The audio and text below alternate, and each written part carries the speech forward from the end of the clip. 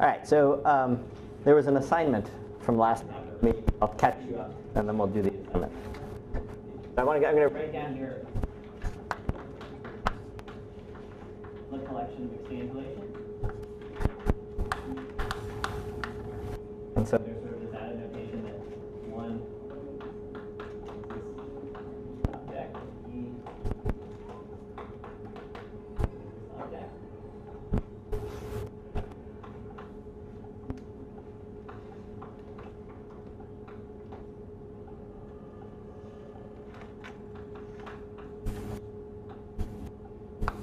And that a bar represents the adjoint. And so then the relations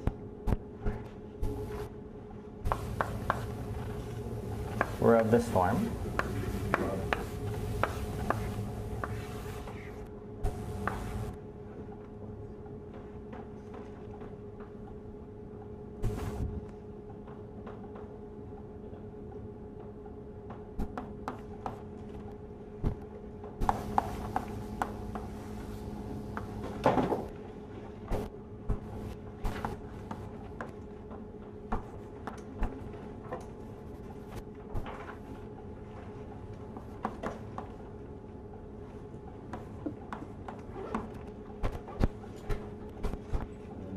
The more substantive one.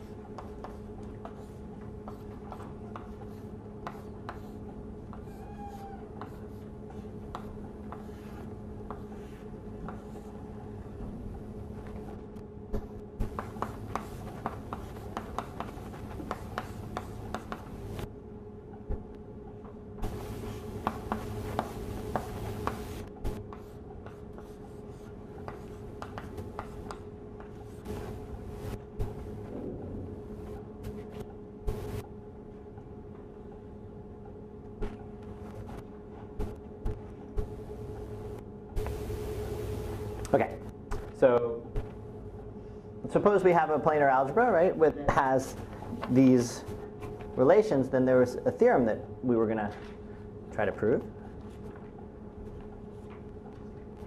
right, which was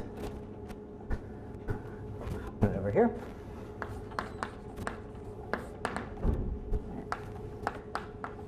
If PLR is an exchange relation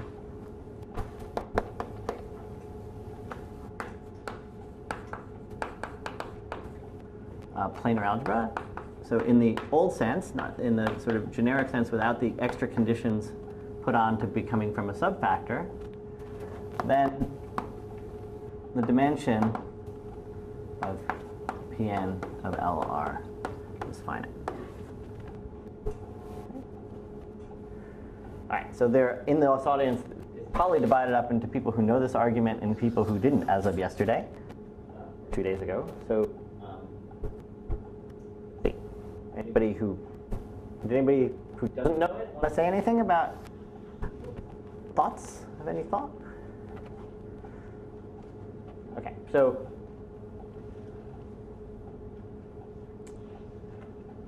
let's just sort of understand what the problem is. Right? The problem is if I want to show, let's say that P3 of LR is finite dimensional, right? I have all these three tangles that I can form. So I can form a big picture involving three tangles. Maybe I should choose one that actually. Oh. I'll draw one just that. This is the one I had in my notes. And I'm sort of leaving out orientation, but you know how it is. Let's see. Oh.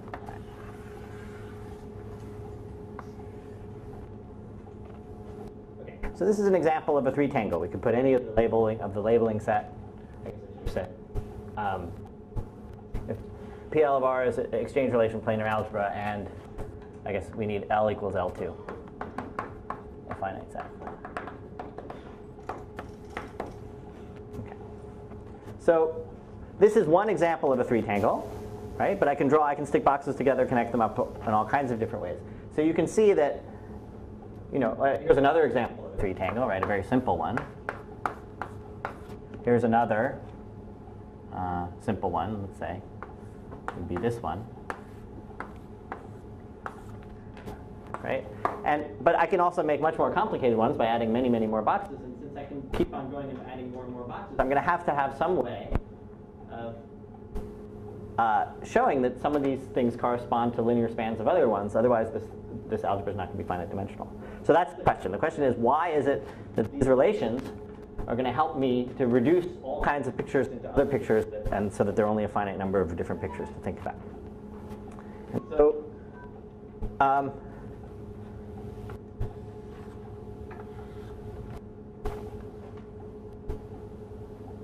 the important concept here is the notion of,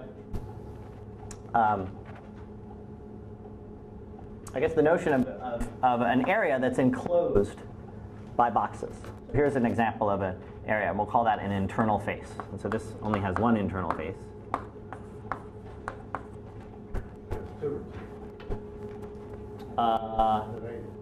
You mean this one? Yeah, I guess it has two internal faces. Sorry.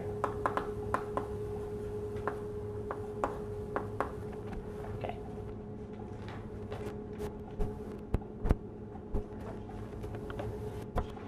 And part of that internal face, if you take a look at what an internal face looks like, let's take this type of internal face. If you take just if you just sort of circle this picture, part of the diagram, right? There's an internal face, right? And they're sort of, that's not an internal face anymore because these are open-ended, but there's sort of two boxes facing this area. And so if you look at that, you should be able to convince yourself that that's this picture, where this is where the internal face is. You see that? So if I sort of pick this picture up and rotate it around a little bit, I can match this picture up with the dotted diagram, with this piece of it ending up falling right in here.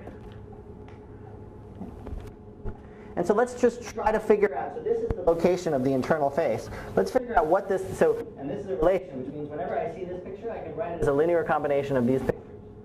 Okay. So let's see what happens with that internal face, or just that area. So that area. That area ends up being where? It's between the first strand and the second strand. So it's here, right? And it's here. Let's see what the important observation is that whereas this internal face saw two different boxes, 1, 2, on this side, it only sees one box in each of these pictures. Right? So that means that when I make this substitution, I write it as a linear combination of things, but what happens in here is that the two things that I saw end up seeing only one by the time I'm through. There's other stuff that happens, right? But the two that I saw end up being one. Okay, so if I was to do that, right, I'd end up with a linear combination of all kinds of pictures with other stuff going on, who knows what. But one of the things that they would see was these two boxes ended up being replaced by a single box. Okay, so now I have an internal face with one less box. So now what do you think I should do? Well, now I have an internal face, again, has one less box in it. What did I do? I started with an internal face with 4 boxes, now I've got an internal face with 3 boxes. Should do it again, right? So now I'd look at maybe these two, go use this relation, and I'll end up with an internal box with I'll end up with a sum of a bunch of things.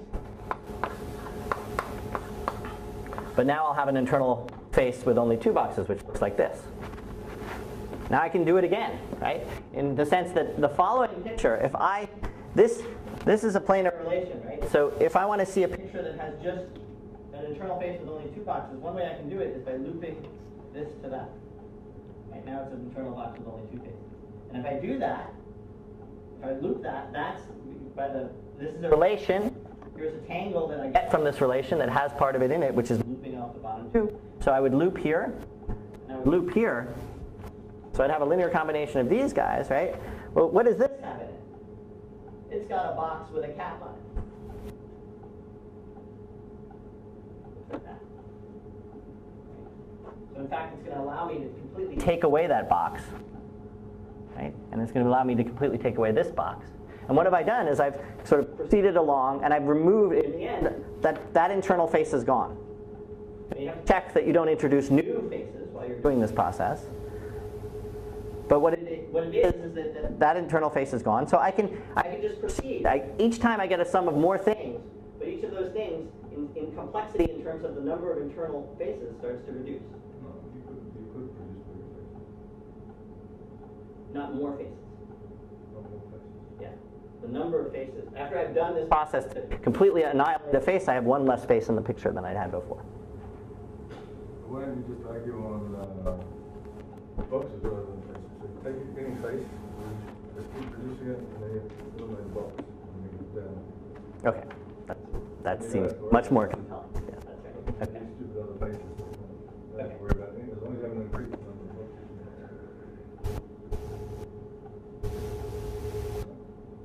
Yep. If there's even a simpler argument. And it doesn't matter which substitution you start first.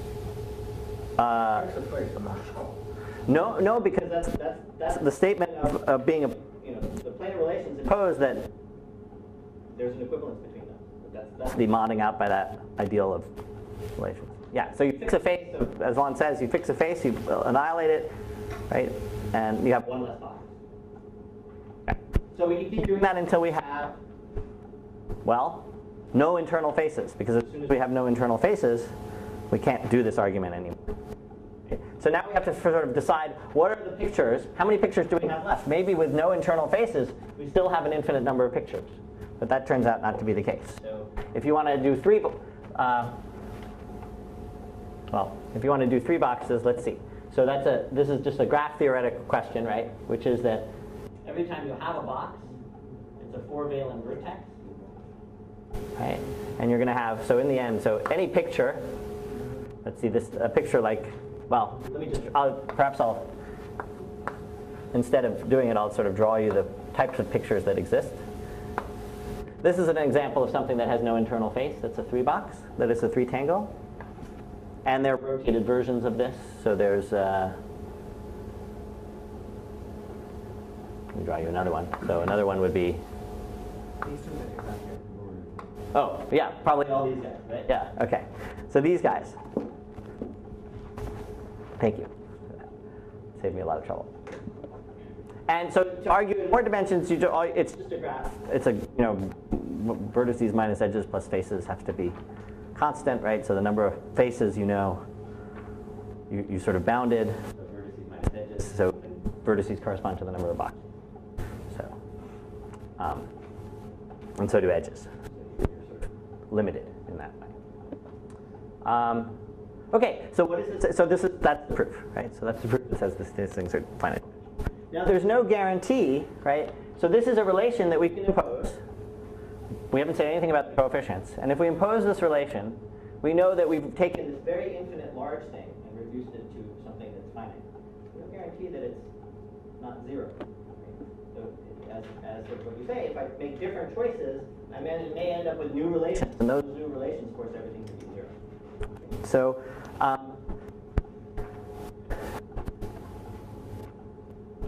so there's a question out there, which is, do these things actually exist? And the answer is, in fact, that they do.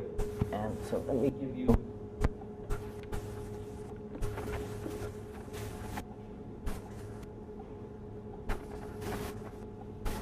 the first sort of, so I guess temporal libre is an example of this, where there are actually no 2 boxes other than 1 in E. You can show that those, in fact, is fine. But let's do the first sort of not obvious one, which is Proust-Catalan. planar algebra, which was introduced by Vaughan and Dietmar Beach. And so it describes, so here's the scenario that it comes from. And the scenario in subfactors that it comes from is, suppose you have an intermediate subfactor between n and m. Okay. So this intermediate subfactor, turns out the presence of this intermediate subfactor, there's a projection from m onto the, so if you look in L2 of m, there's the projection, so the basic construction has a projection from L2 of m to L2 of n, to the image of n sitting in L2 of n, closure of that image. And that's E1. Right, which is the projection onto the image of, or this closure of n.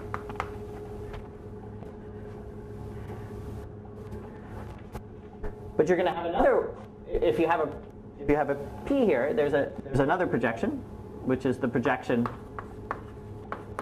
onto the image of P.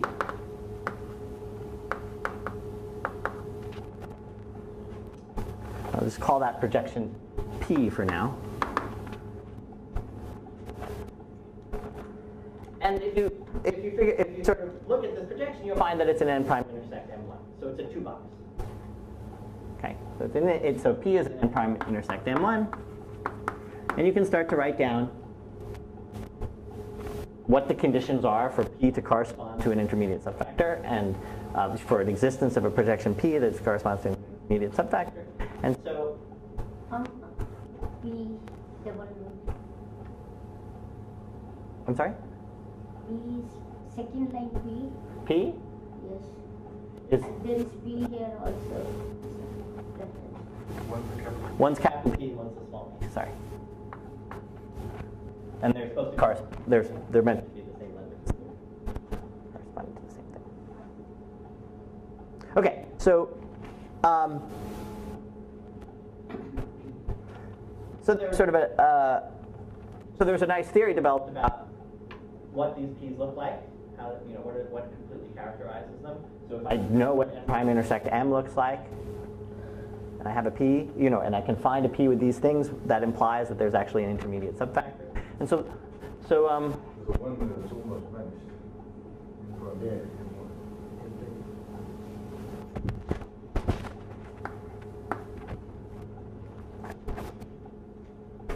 okay, so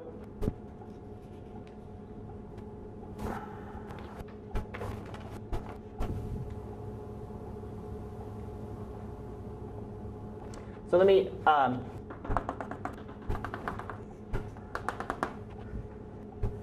so as it was originally presented, it wasn't completely clear that it was an exchange relation subfactor.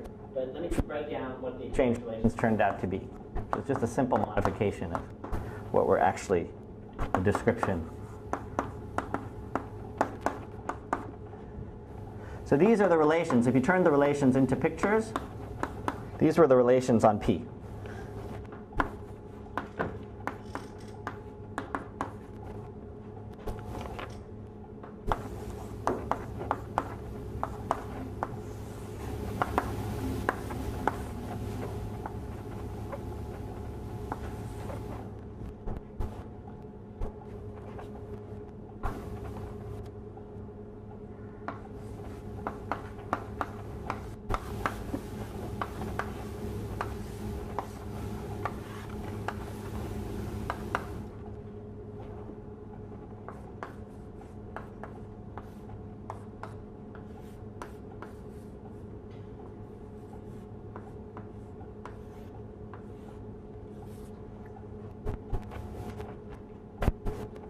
So this is the characterization of if you can find an object that has,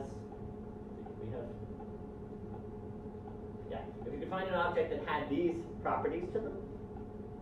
Okay, so this is the property that it's self-adjoint, right, and the involution preserves it. This is the property that its expectation onto M is a scalar. This is some property that came from never mind, from another characterization. So if you can find a P with these properties, it corresponds. It tells you that there's an intermediate subfactor from the planar. There's an intermediate subfactor in the inclusion of subfactors that you were talking about, and we can see right away, right? These are the exchange relations. Right? They call this is perhaps the simplest of an exchange relation because there's no linear combination.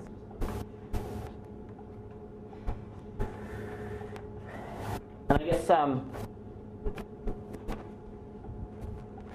this is one point of view about the planar algebra, but there's another point of view in terms of a presentation of the planar algebra that's really quite pretty.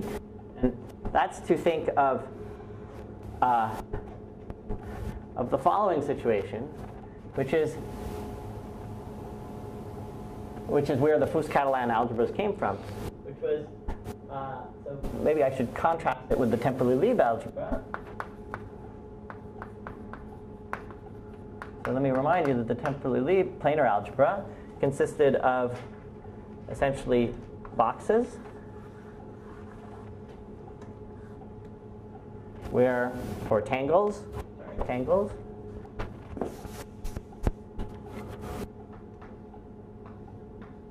where the edges on the top and the bottom are all joined just by lines with no boxes in them at all. That's the temporally-Lieb algebra. Well, Fuchs-Catalan algebra, we can sort of start to say, here we allow each guy to be connected to its neighbor. Right? So maybe we should impose some sorts of restrictions on this process. And one way to sort of describe, one set of rules to make is to sort of label the endpoints in the following way.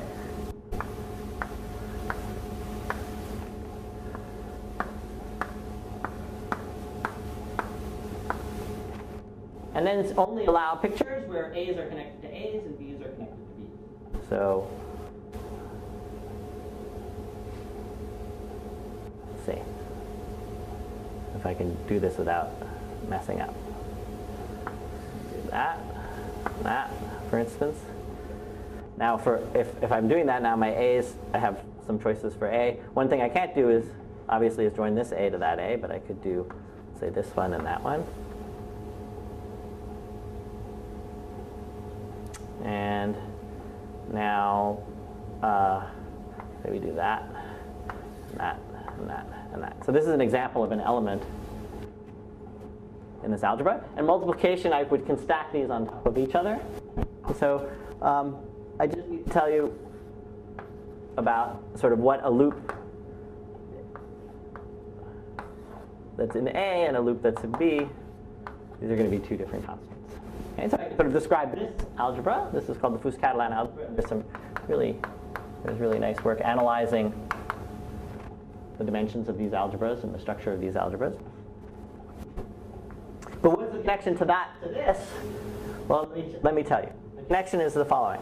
You take every strand in your planar algebra over here, and depending on its orientation, if it's oriented up, you split it into two strands, and you label the left one A and the right one B.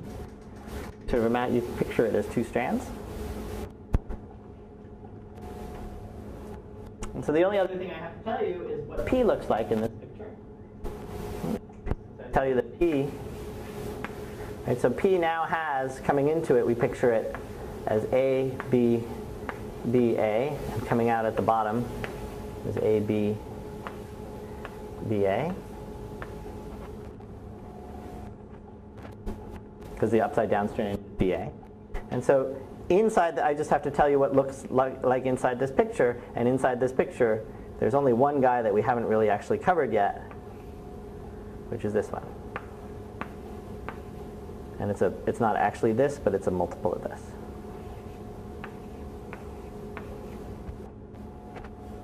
Okay. And so the identity, for instance, is all the lines straight down. And E, remember E that always existed, is this picture here, which we of course know because we knew E before looked like this. This was E before. So now it has to look like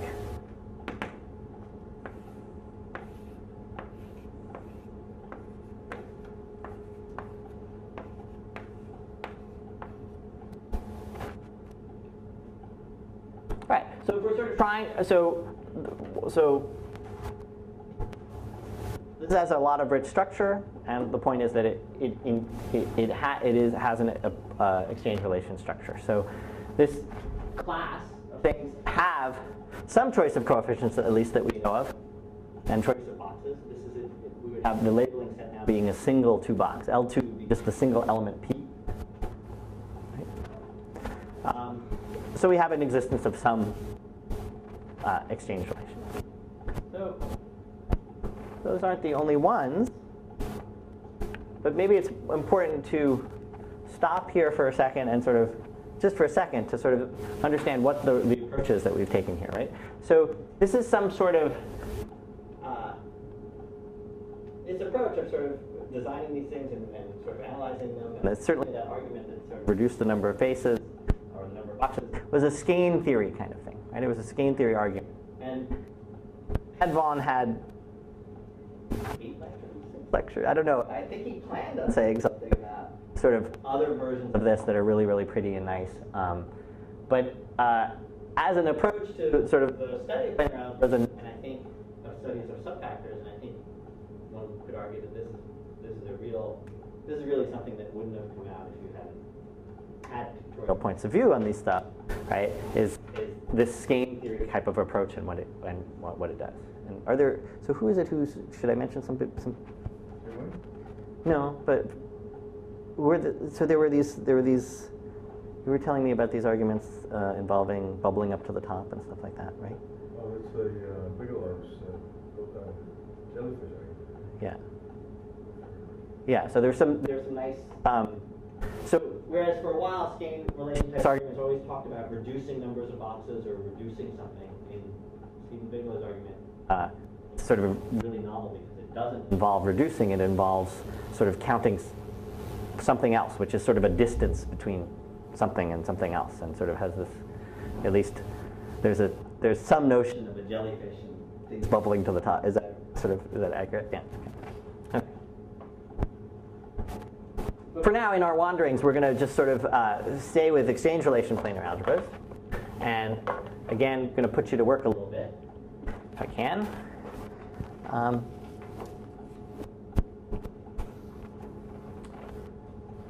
say that there's what turned out to be at least somewhat surprising was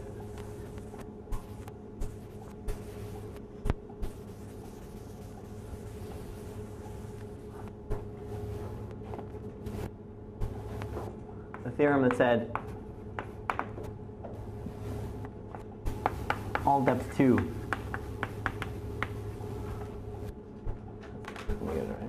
irreducible subfactors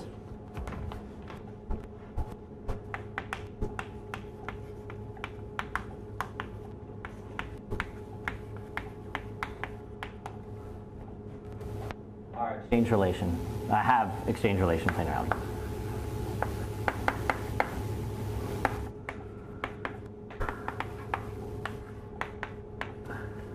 So I have to tell you what depth 2 means. And irreducible, I guess. So irreducible means n prime intersect m is the scalars. There are no boxes. And depth 2 means, remember Vaughan was describing this basic, the principal graph that comes from this basic construction, and depth 2 means that this, all that you expect to get, remember how at each level you would get the basic construction plus possibly more stuff. Depth 2 means that after, depending on how you count, the first step or after the second step, you no longer get anything new. Okay? And that's encapsulated by this expression, that the n prime intersect n2, which is the 3 boxes, are spanned by things of the form n prime intersect m1, which is a 2-box, times e1 times n prime intersect m. Okay. This is what you get out of the basic construction. This is the chunk that you get, and that's spanned all, and you get nothing more.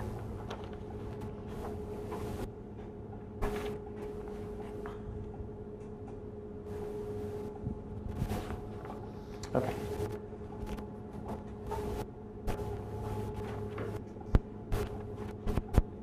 So let's continue with our sort of with our scheme theoretic approach to sort of understand, make the argument that this is an exchange relation. Must be. Okay, so we're in good shape because this condition implies there are no 1 boxes. So that's good because we need the label set to just be 2 boxes. Right? And so let's take a look in pictures what this condition says. Right?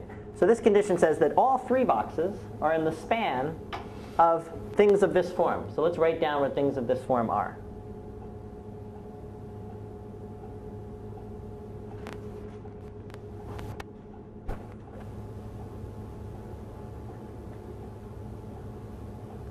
Second.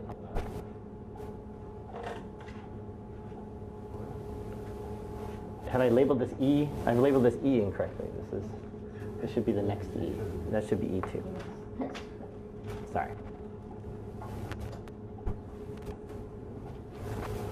One of perhaps the negative aspects of thinking in pictures is I no longer have the ability to not think. It was only at the point when I had to draw this that I realized that I had made a mistake. Okay. Okay, so n prime intersect m2, right? That's 3 boxes. There's in the span of, let's draw this picture. So this is something in n prime intersect m1. That's a 2 box. Just sitting there, like this. Followed by E2. What does E2 look like? There's a scalar times this guy. So E1 would be here, E2 is here. Followed by another 2 box.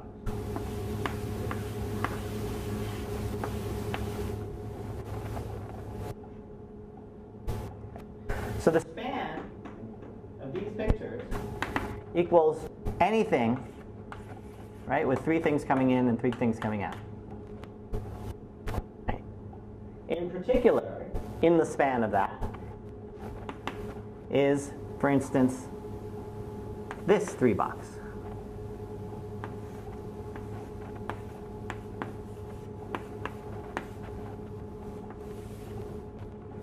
Right. This is an example of an element in M2, n prime intersect M2. So this can be written as a linear combination of these guys. Does that look familiar? Right. If you turn your head in a certain direction, you'll see this picture. Yes, I guess you would say that you choose your labels at L2 as a basis for n prime intersect M1, right?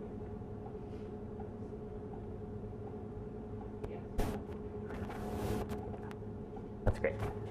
Because otherwise you might have an infinite number of labels. Right. So let's set L2 equal a basis equal correspond to a basis of n prime intersect M1. And we'll have the correspondence be exactly to the basis. Or basis or spanning set. I guess basis. Yeah, basis. What is that? This N1 intersection? and floating up. And prime intersection. Sorry. Okay, so right away we see that these depth 2 planar algebras, planar algebras come from depth 2, are exchange relations. So now, all right, so what are the depth 2 planar algebras? Well, one of them we've seen, we've sort of talked, I haven't, but everybody else has, talked about group actions. And one of these depth 2 comes from the action of a group. So let me set up that situation. So you have a type 2-1 factor, M.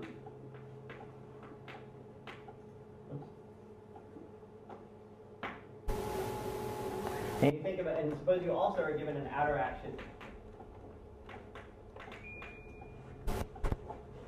of a finite group G on it. And you have it implemented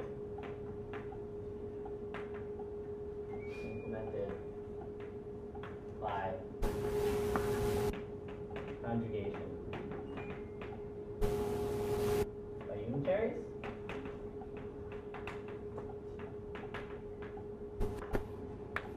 UG, G in the group. could talk about n, the subfactor, being the fixed point algebra of M, which we've talked about before. So we have this inclusion, and M1 ends up being,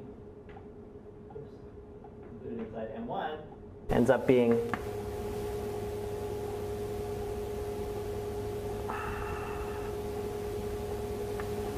the von Neumann closure of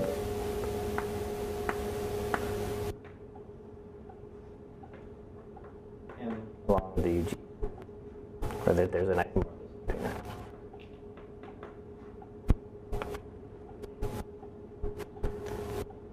Okay, so and in particular, n prime intersect M are the scalars, n prime intersect M1. Just the unitaries that implement the group action.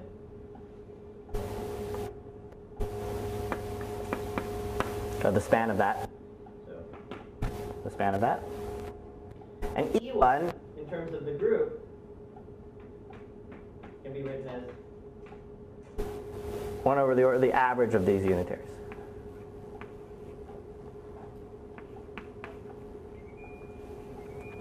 The implementation of averaging over the unitaries is going to create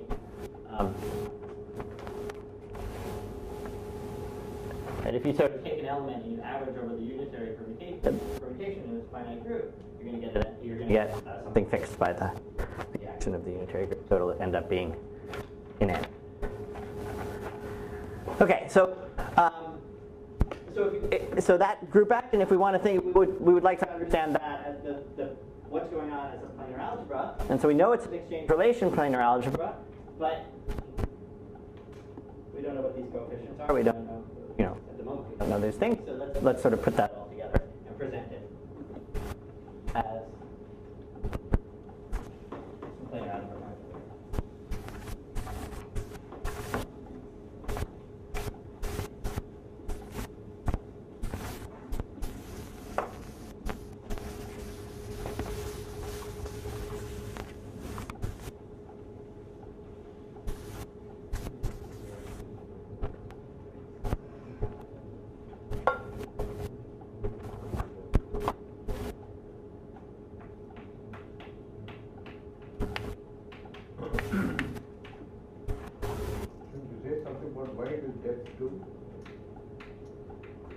I'm sorry? Shouldn't you say something about why it is just 2?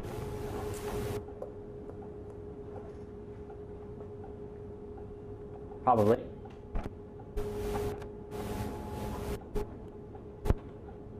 Would you like to say something about why it's just 2?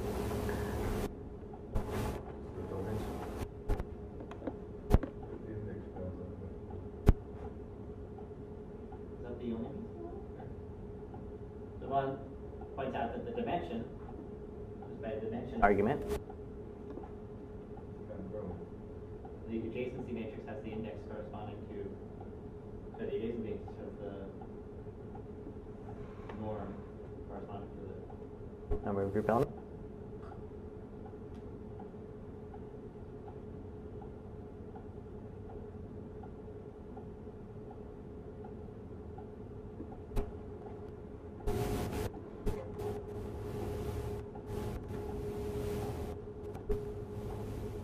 How was it originally shown? What is it? I mean, you can also analyze the next basic construction and see what the deal with that. So it was actually realizing that M1 is a cross product and then being able to physically write things down. So the dimension argument is pretty quick. Okay. What exactly the dimension of it? So the principal graph, the norm squares over into the index. Like that, so kind of growing in the like some sort of growth rate would be bigger than the index of the graph. Well, that is assuming you have the principal graph already. You should tell you step 2. Well, but I mean, If for the next phase of construction you got more, then So we can build you can build the principal graph up to here, right? So do one basic construction, then you've already got the matrix, and if you had anything more, it's normal to do. The strict inequality of drive convenience.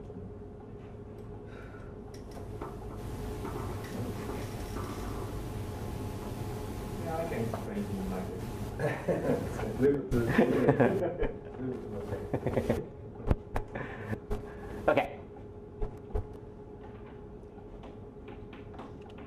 That's actually sort of a good way of living life. That leave it to myself. Leave it to myself.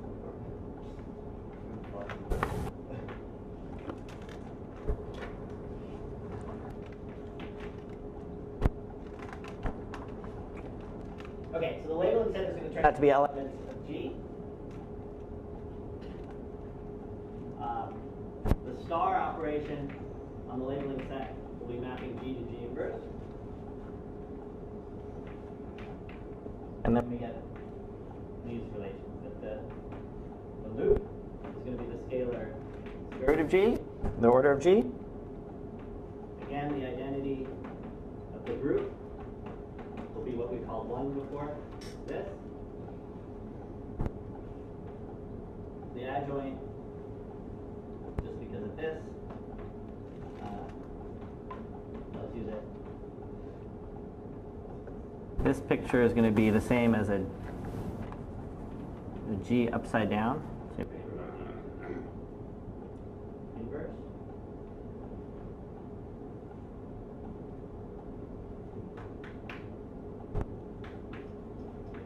And then these turn out to be the relations.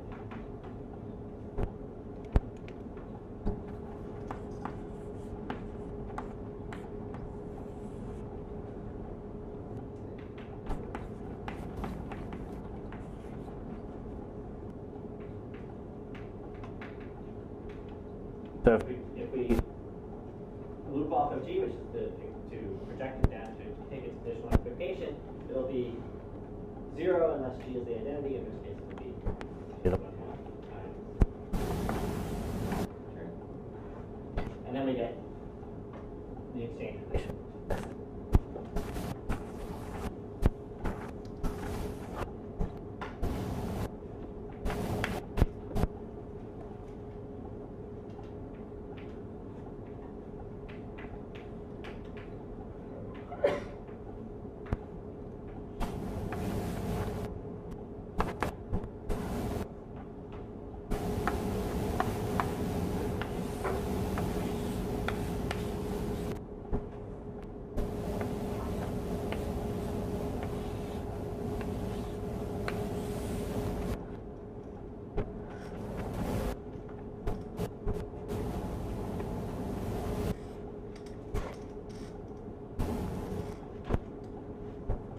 And then there's one final relation, which is sum of G, which is this condition here. One is the sum of the G's.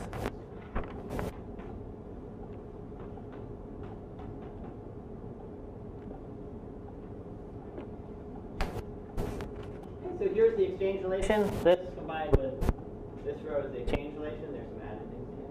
And that's the presentation of the. So let's just take it just for a minute. Let's take a look at this relation. And if you ever were to want to manipulate it and use it, let me try to point out what remains constant in this picture. If you consider, let's say, the shaded regions being these three, think of those as sort of rivers, and the G's as bridges. Right? And the point is that as you move from one picture to the next, if you start somewhere and float down the river and accumulate what you see as you go, that should stay the same. So for instance, if I float down this river this way, I just pick up a G. Okay? And in this picture I also pick up a G. On the other hand, if I float down the river this way, and then turn, I pick up a G followed by an H, GH. And if I do that here, I pick up a GH. And finally, if I flow this way on the river, I pick up an H. And if I flow this way, I pick up a G, but I'm going in the opposite. I'm going against the current. G's upside down, so that's a G inverse. Right? If Give a G inverse times GH, which is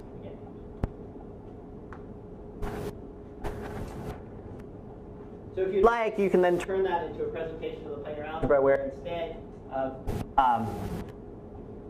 you end up labeling the strings, so you can replace manipulating these things or using them or thinking about them. There's another description of this planar algebra, which says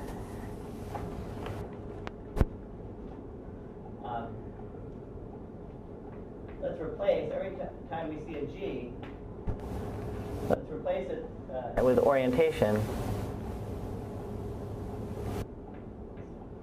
Let's replace it by the two strands. So let's put something on the strands, and what you put on the strands, I may have it backwards, but you put a G and you put a G inverse.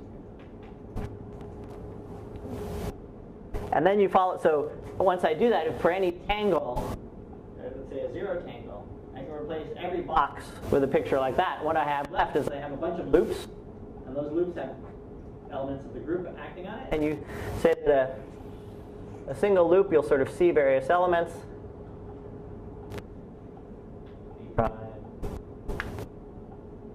G, H, J, K, right? So you read off this word, and if that word is the identity, then you pick up a factor of order of G to the 1/2, and if that word is not the identity, it's 0. It makes the whole tangle 0. So that's an alternative description.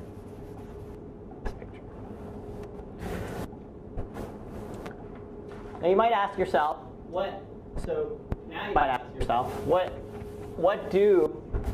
is there a nice presentation in this group structure, in this group planar algebra, of, for instance, of what does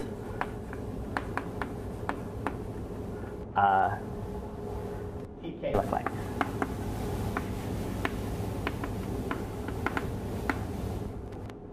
Okay. Turns out that you can, using this presentation, you can describe TK in the following way, as spanned by things of the form that look like this. Let's see. Make sure I write down the right ones. Maybe I didn't actually write them down. So let's see if I can figure this out.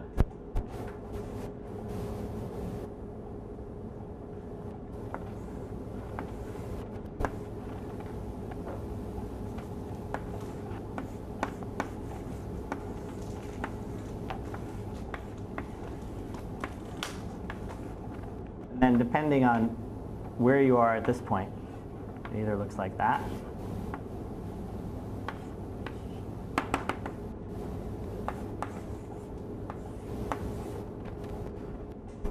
or it can look like if the number of guys is even out here, then you throw in another box like this.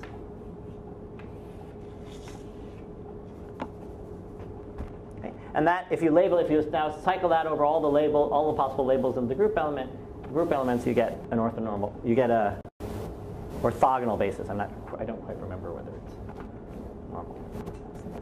You can sort of see that if you glue two of them together,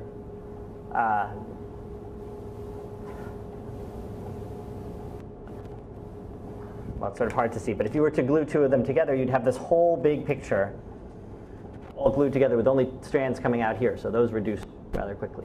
So you sort of have to figure out what that reduces to in the remaining. So, basically.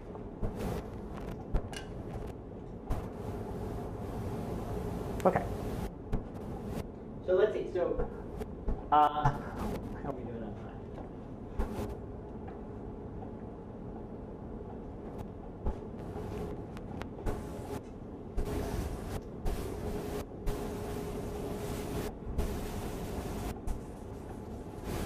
All right, so we've covered a few examples. So I guess maybe an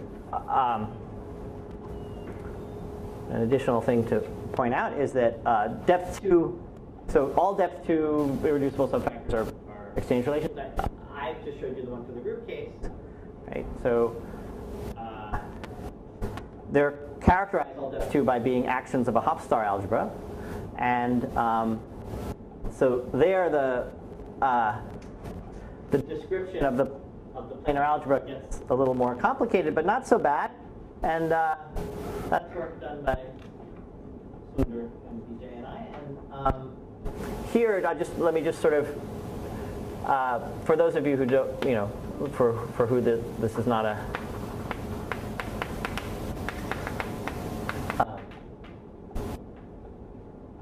familiar, then don't worry about it. But if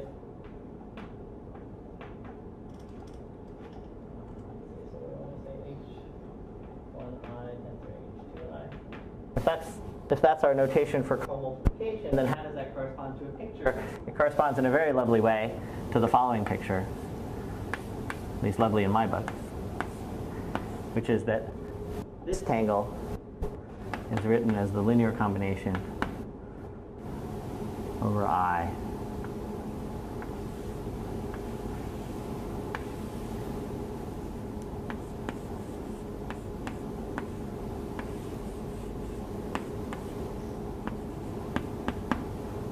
of that table.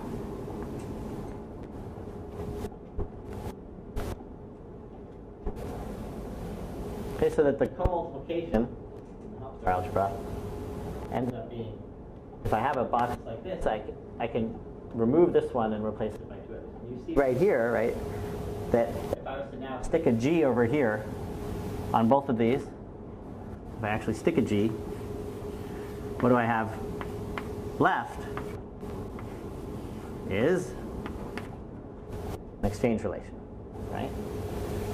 This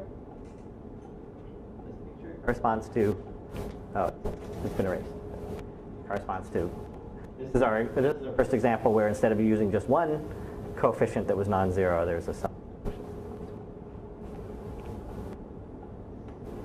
Okay, and so let's see. So what else should we mention here? So one thing to mention is, or just point to, is Shamindra generalized this notion of exchange relation to not for two boxes, but for larger boxes, which is a very nice work. And just recently, a student of yours. Yeah. I guess he hasn't published this yet. No. But has characterized exchange relations with the dimension of n prime intersect, and with the dimension of n prime equaling 4. Right? A complete characterization of all exchange relations.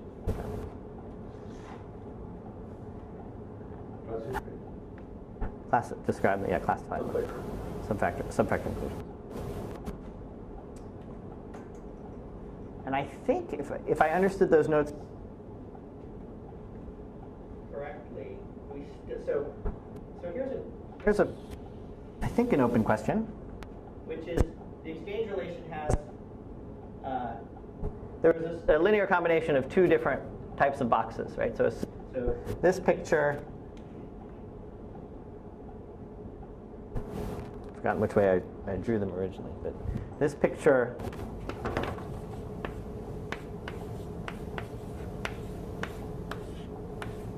is now a linear combination of pictures of the two different other versions. So a linear combination of a sum over here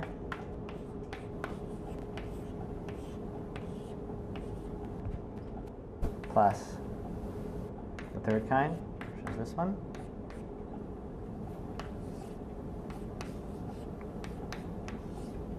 Put some coefficients in front, and that's the exchange relation. So the Fuchs-Catalan had only one coefficient being non-zero, right? As did the group. And in the Hopf case, it has a bunch of coefficients not being zero, but only in one of these two places.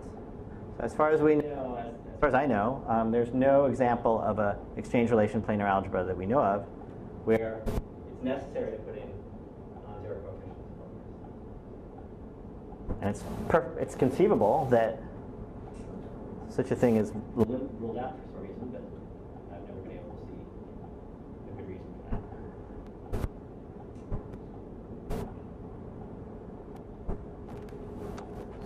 How about that classification? Is there any example where There is no intermittent stuff happening.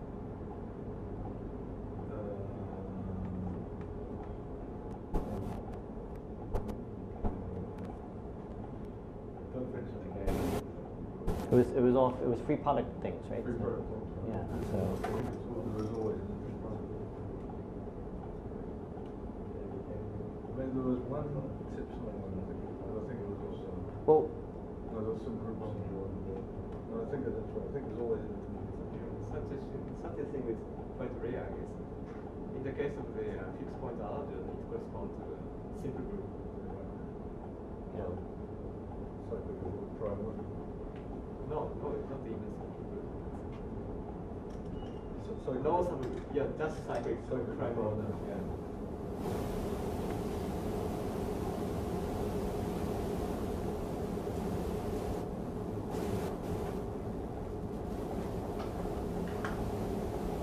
Now the rule of 4. It's not prime.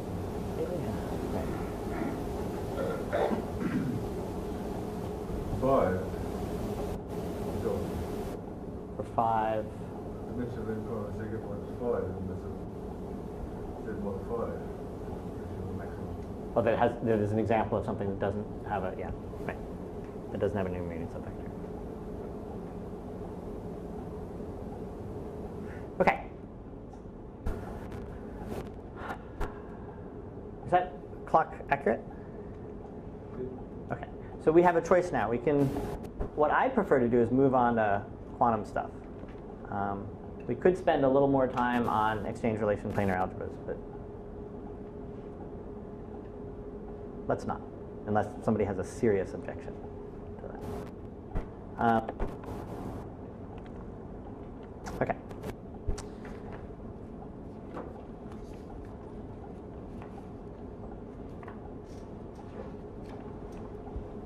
Okay, so I think this requires a clean board.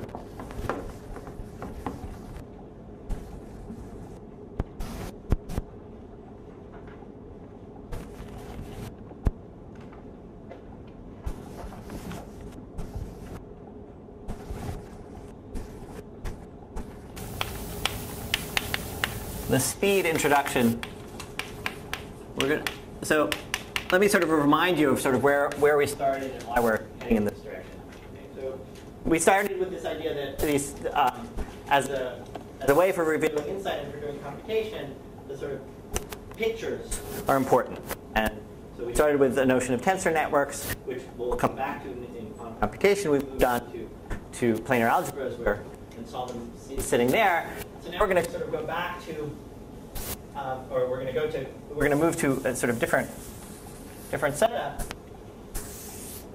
And so let me sort of tell you what this setup is, because it's a sort of, at least for me, okay, so quantum computation. What's the basic idea here? Well, the basic idea is the following. So if you think of a scale that you weigh yourself on, right? So you can think of that as some sort of computational device, right? I'd like to think of those. Okay, all right, sorry. Okay, if you think of a balance, better? Okay. Your balance is a computational device where you have maybe some weights on the one side and you're trying to weigh something else, right? So, is that okay? If you think about okay, so this is a device. It's some sort of thing. It computes something. It computes the weight or allows you to calculate the weight. And what does it rely on? Right? What it relies on is the physical principle of gravity. Right? And the notion that, at least in a balance case, gravity is going to act the same with the same force on the left and the right. And so that I can sort of do this kind of thing, or in the case of a scale, that gravity over here and gravity somewhere else is the same. Right? So it's sort of this physical principle of gravity. And if you think of the old style non-electric cash registers, for instance, right? The ones where you had to sort of do that too, maybe you sort of type things in and you do that. So that's a computational device, does addition and some sort of multiplication perfectly well. And what's going on there? Well, somehow inside that thing magically is a bunch of cogs that are moving around every time you press something. But what it's relying on in terms of physical principles is it's relying on mechanics, right? If I move this cog in some direction, it's going to push this other cog, and every time I do that, the same thing is going to happen, right? So something's going to move to something else. And once I understand how those things move around, it's sort of very intuitive. And once I understand those, then I can start to try to think of something that does something interesting and use those principles for computing. If you think of, modern day computers, at their core, if you just look at what they are, they run on electricity and magnetism, right? So what's going on a circuit board is that that electricity is being routed around using the principles of electricity and magnetism, and people have been very cleverly figured out a transistor and how to sort of do that, which implements a gate, and then sort of to design these things to put them together. But what you've got in the end is a computation based on the physical principles of electricity and magnetism. And mechanics in the sense that there are various other things, but at the core is electricity and magnetism. So,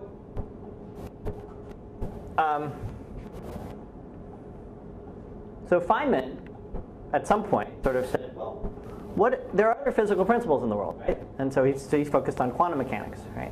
So quantum mechanics describe how tiny, or we believe that quantum mechanics describes how tiny particles interact, right? So there are these tiny interactions that aren't covered by these other physical principles. And the question is, okay, let's use those as a building block for computation. Let's design those as your basic maneuvers and ask ourselves, let's try to build something out of that. So you can sort of ask the question, can I physically control these interactions in a way that makes sense?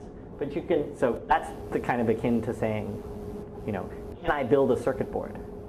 But you can ask the other question, right? Which is, suppose I could, what would it be good for? What can I do that I can't already do? What could I do, if anything, that I can't already do? Now certainly, we don't know with mechanics, it's pretty hard to imagine that using gravity and mechanics you could reproduce what a computer does, right, without electricity and magnetism. So the idea of quantum computation, right, or sort of this whole field, is focused on, if you start with the idea that quantum mechanics is what you can do, and that let's just hypothesize that we can control those interactions, then what is it good for? What can we make it good for? What can we do? So once you take that point of view, right, so what we need to do, if you want to sort of ask that, or a helpful thing to do, is to sort of abstract away all of quantum mechanics and just sort of end up with a set of rules, just like that you do with electricity and magnetism. You just end up with and OR gates, and you sort of say, start to go, or a Turing machine, however you want to sort of say what it is that you want to do. You can sort of describe the basic idea of what your computational device is, and then sort of ask what kinds of questions can it answer. So here I have how do you have any idea that you couldn't use quantum mechanics in a completely different, maybe more clever way to come up with some things not based on any gates?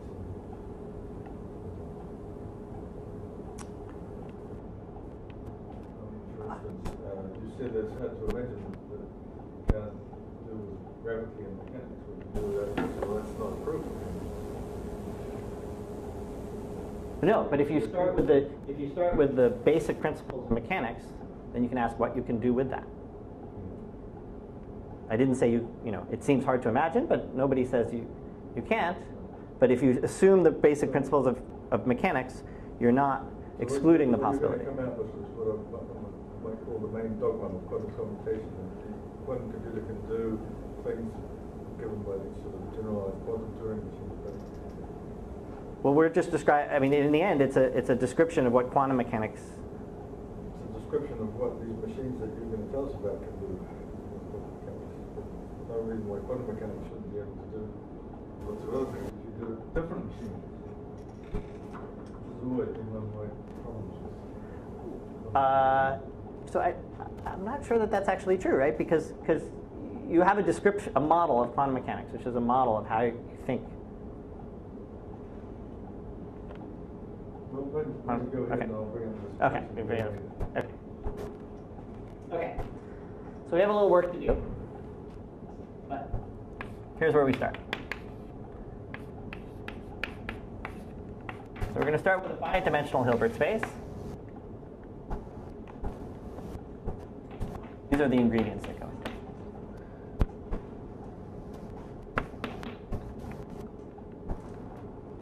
And then let me sort of tell you about the various things that we have, the sort of, there are things that are called states, which what we mean by states is unit vectors in the tensor product of n.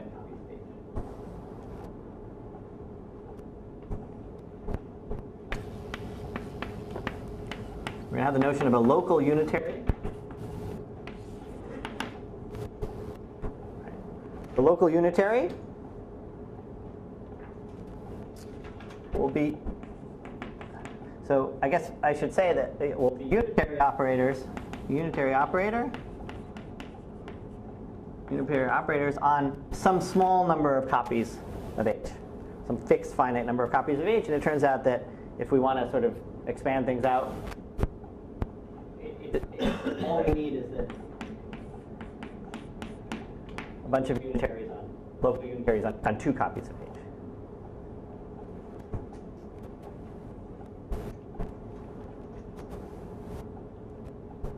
Okay. And then we have an idea of a local measurement.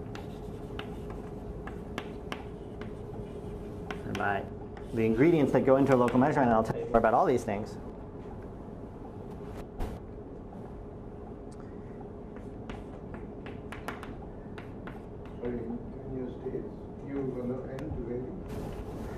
So, or you fix n and then. Yeah. So I guess in terms of just sort of nomenclature, states will be considered to be norm 1 vectors, and there'll be some Hilbert space lying around of some number of copies of H.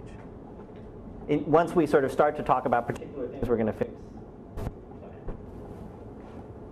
So we have a local measurement, which is well, what does that mean? It's just a decomposition of the identity with projections. So the sum of the PIs is going to be the identity, and these are projections on H.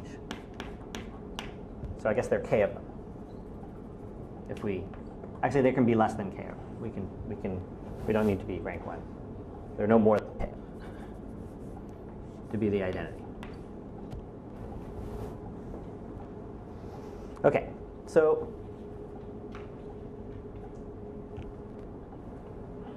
now I'm going to raise Vaughan's ire by sort of describing a model for a quantum computer or a quantum computational device. So now we are going to fix, well, first we're going to fix a basis. We're going to fix a basis for H.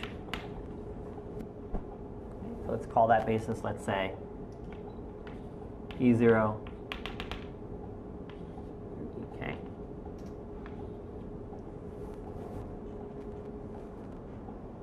Okay, and so here's what we will think of as a quantum computation.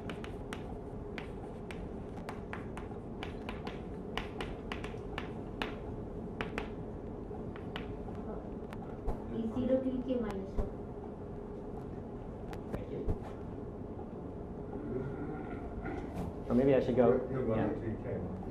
What's that? Your PIs are projections or positives? Or? Oh yeah, sorry. PIs are projections.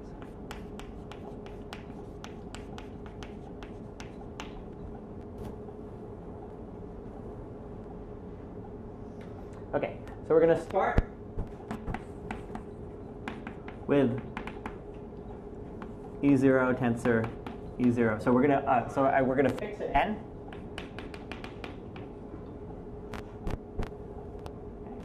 So we're going to sort of be acting in a space in this tensor product H n copies of H. So we're going to start with the very simple vector state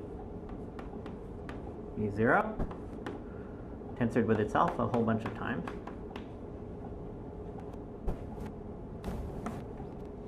And then we're going to apply a sequence of local unitaries.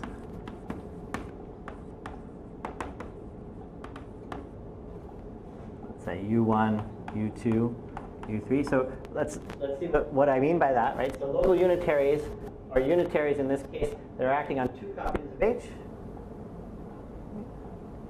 And in this case, we're going to, okay, so it's another norm 1 vector. And now, at the end, we get to measure. And let me tell you what measure means.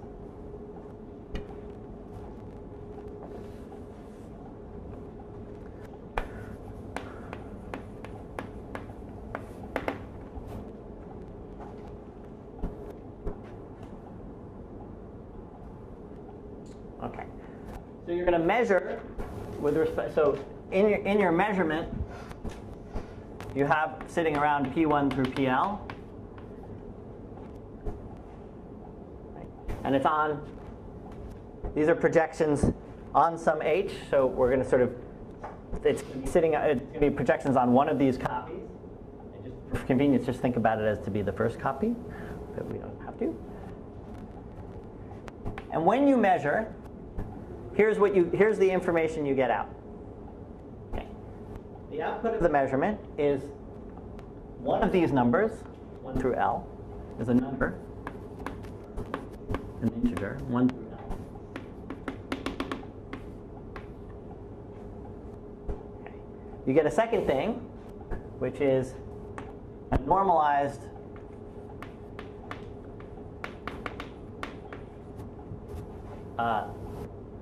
state. So it's, sorry, the state. You get the state.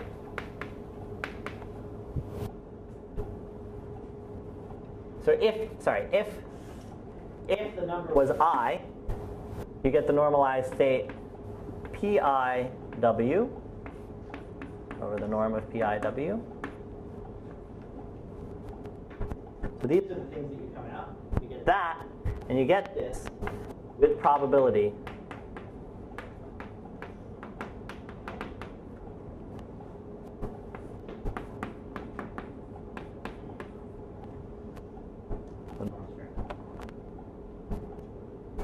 PIW. Okay, so I'm a bit confused. Yeah. So UI, so U is local unit, it's exact on H. H tensor H, but then sorry, each U is a local operator, and then in this case, so I've been a little bit sloppy, but U1 would be some local operator, but then I should tell you which 2 copies of H in H tensor H to the n that it's operating on. So think of each of these U's as being something that acts non-trivially on 2 copies and as the identity on the rest.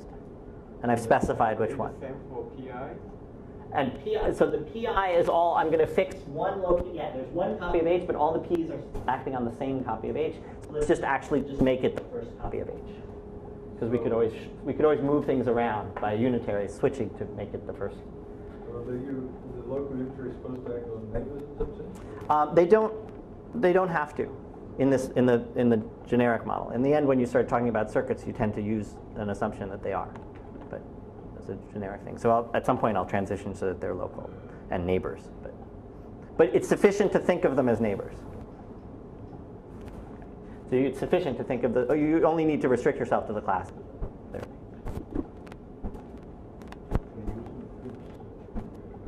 Yeah. So a unitary flip can do that, right? So you know that's.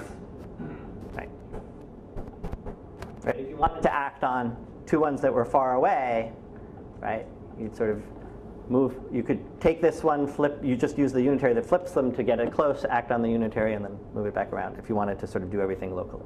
But at a cost. That would be a cost. At a cost, which is important. Okay.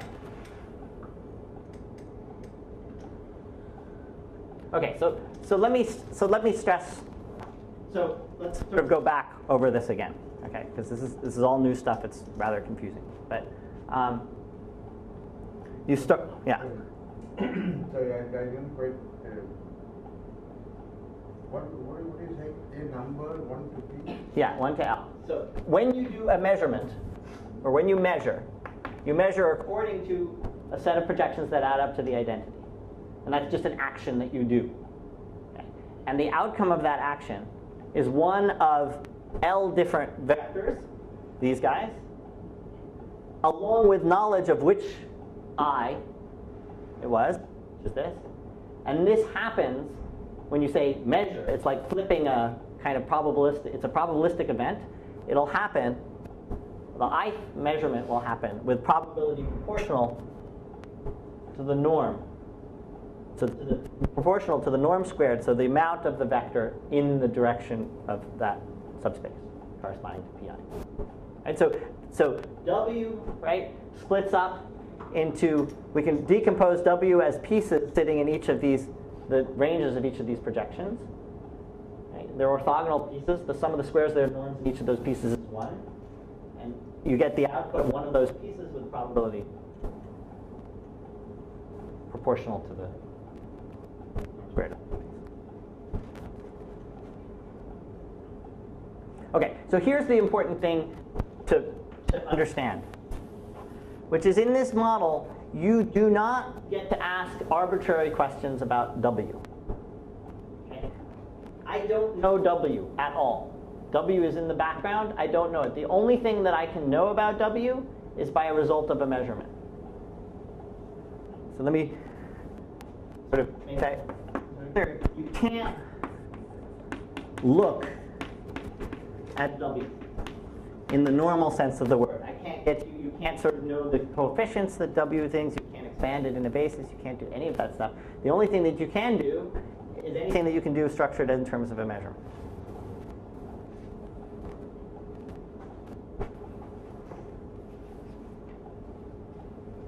Okay, so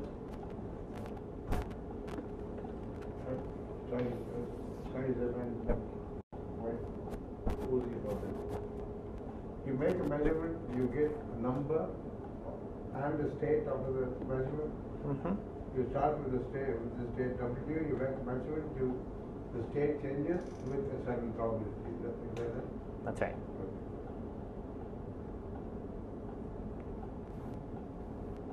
All right. So I guess I'm gonna I'll sort of restart next time, but let me just sort of say, so now with this, what is it that we're sort of now asking ourselves? What we're asking ourselves is,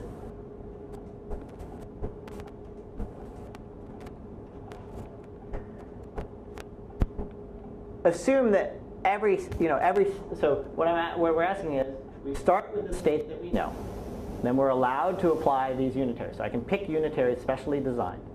And in the end, I can do this for some amount of time, counting some number of steps. And then eventually I do a measurement and I get out some information. So the question is, can this be used, by choice of my unitaries and my measurement, can this be used to answer interesting questions? So the first thing to say is that, and so what is it that,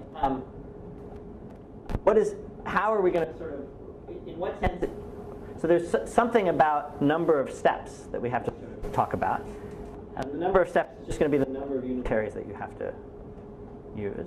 And so I can talk about a polynomial time type algorithm, which would be something that I'm allowed to use the number of unitaries that are polynomial in n. So I can ask the restricted question, which is, what kinds of problems can I solve that depend on n, but that in polynomial with a polynomial number of unitaries and then a measurement, I can do something interesting.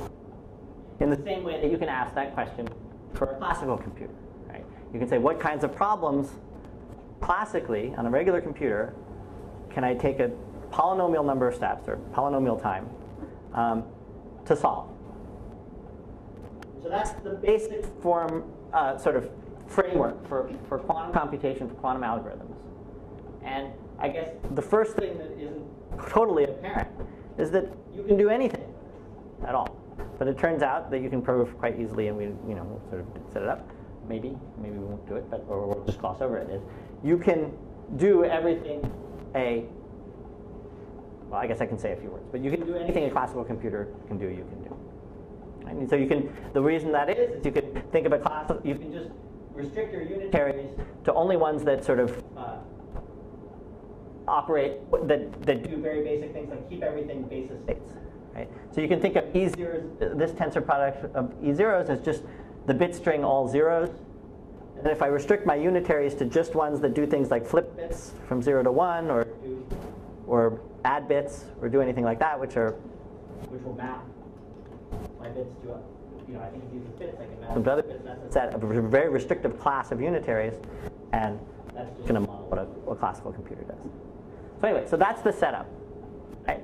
Now, okay, it's a little bit intimidating, but don't panic, right? Because what we're going to do probably the next thing is to see that what quantum computation is it's just an evaluation of a tensor network. Okay? So it's just an approximate, it's actually, to say it better, it's just the approximation of a tensor network. And so if you want to design quantum algorithms, you don't have to understand any of this, right?